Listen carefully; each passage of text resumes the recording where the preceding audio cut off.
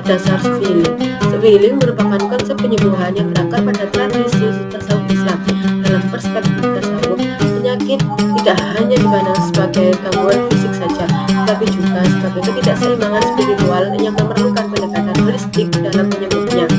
Prinsip dasar healing ada 5, yaitu yang pertama, tazkiyatun nafs atau penyucian jiwa. Yang kedua ada zikrullah atau mengingat Allah. Yang ketiga ada tawakal atau berserah diri. Yang keempat ada ridho, yaitu menerima dengan ikhlas. Yang kelima ada mahabbah, yaitu cinta ilahi. Yang kedua ada penyerahan diri dalam sholat. Penyerahan diri atau taslim merupakan esensi dari praktek sholat.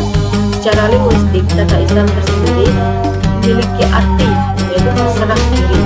Dalam konteks sholat, penyerahan diri ini bermanifestasi dalam berbagai aspek, baik spiritual maupun fisik. Allah Subhanahu wa Ta'ala berfirman dalam Al-Quran surat Al-An'am ayat 162 berbunyi, A'udzu billahi minasyaitonir rajim. Bismillahirrahmanirrahim. Qul inna sholati wa nusuki wa mahyaya wa mamati lillahi rabbil alamin. Artinya, katakanlah Muhammad, sesungguhnya salatku, ibadahku, hidupku, dan matiku hanyalah untuk Allah, Tuhan seluruh alam. Ayat ini menegaskan bahwa konsep penyerahan diri secara total kepada Allah Subhanahu wa Ta'ala yang merupakan inti dari dalam dimensi sufistik. Yang ketiga ada makna sufistik dalam gerakan sholat. Gerakan-gerakan dalam sholat tidak hanya sekedar aktivitas fisik saja, tetapi mengandung makna sufistik yang mendalam dan berpotensi sebagai media penyembuhan.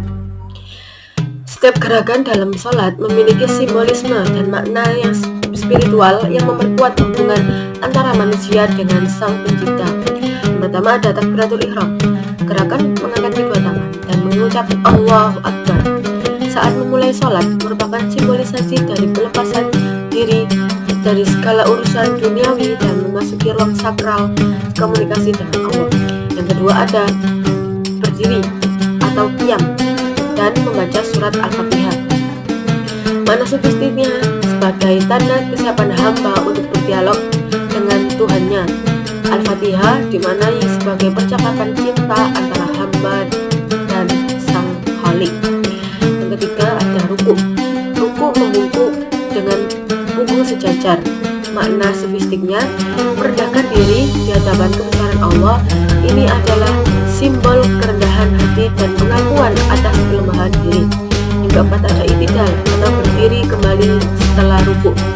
Makna sufistiknya sebagai bangkit dari kerendahan dengan harapan diterima oleh Allah Subhanahu wa Ta'ala, petanda keseimbangan antara harapan dan takut dalam hati hambanya.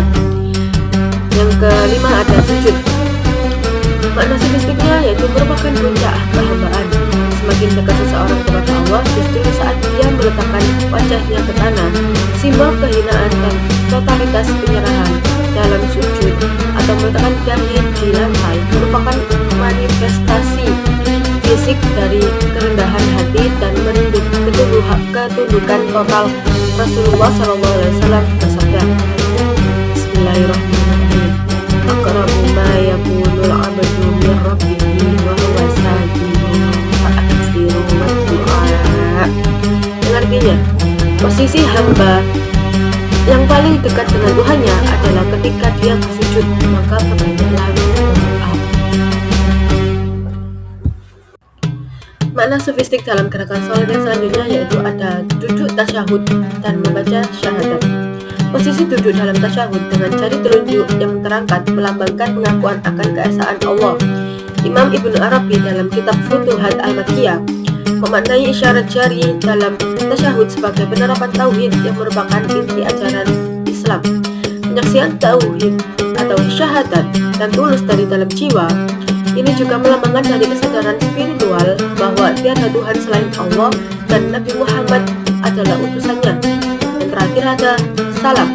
Makna sufistiknya adalah kembali ke dunia dengan hati yang bersih dan damai serta menyebarkan keselamatan kepada.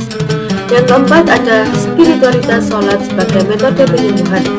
Dimensi spiritualitas dalam sholat merupakan aspek penting yang menjadikannya sebagai metode sufi healing yang efektif. Spiritualitas ini mencakup beberapa elemen penting.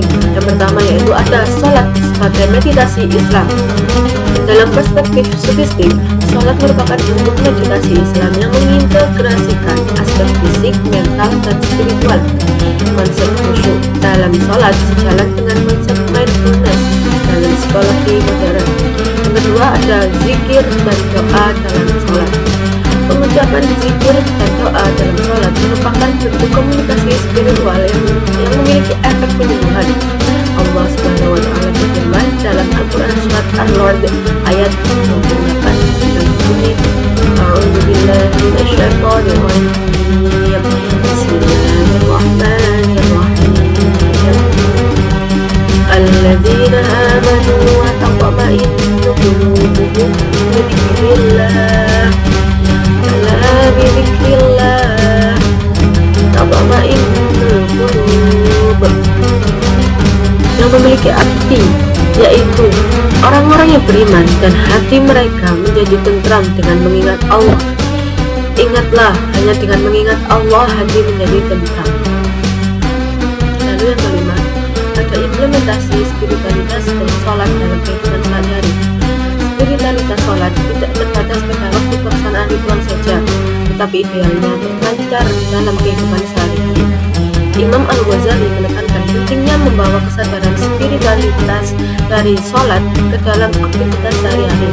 Dalam konteks healing, hal ini berarti bahwa efek terapeutik dari sholat dapat berkelanjutan jika nilai-nilai spiritualnya diimplementasikan dalam kehidupan